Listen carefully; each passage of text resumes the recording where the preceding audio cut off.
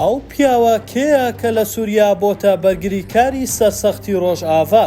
ڕامی عەبدوڕەحمان، ئەو کەسەی هەمووان بەهۆی پشتیوانیەکەی لە کوڕڕقیان لێیەتی. ڕامی عەبدوڕەحمان سەرۆکی ڕوانگەی سووری بۆ مافەکانی مرۆڤ کە دامەزراوێکی چاودێری سەربەخۆیە لە سووریا و پێشێلکاریەکانی دژی مافی مرۆڤ تۆمار دەکات. ئەو ئەگەرچی عەرەبێکی سونی سووریا، بەڵام خۆی و ناوەندەکەی خستۆتە خزمەتی کورد و خەڵکی ئۆپۆزیسیۆنی وڵاتەکەی.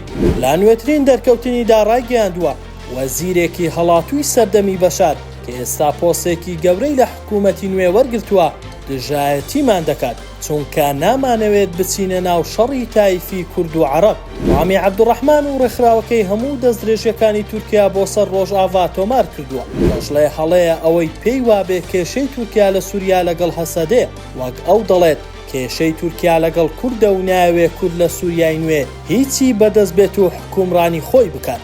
بەهۆی ئەو هەڵوێستانەی تورکیا پێشتریش ڕژێمی ئەسەد زۆر ڕقیان لێی بوو، ئێستاش لە ناو حکوومەتی نوێ لە دیمەشق دژایەتی دەکرێت. ڕوانگەی سووری بۆ مافەکانی مرۆڤ لە ساڵی 2006 لەلایەن ڕامی خۆیەوە لە بەریتانیا دامەزراوە. ئەو ئەگەرچی خۆی لە بەریتانیا دەژیت، بەڵام زانیاریەکانی بۆتە سەرچاوێکی گرنگ بۆ میدیاکان. لە ساڵی 2014 لەلایەن گۆڤاری فۆرن پۆلیسی وەک یەکێک لە کەسایەتیە کاریگەرەکانی جیهان خەڵات کرا. نابراو لە ساڵی 2002 چەند جارێک دەستگیرکردنی بەهۆی چالاکیەکانی وڵاتی سووریای بەجێهێشت و لە بەریتانیا گیرساوەتەوە کە تا ئێستاش لە وڵاتە بەردەوامە. بەهۆی پشتیوانیەکانیشی لە کورد ئێستا بە کەسێکی خۆشەویست لە شەقامی کوردی دەناسرێت.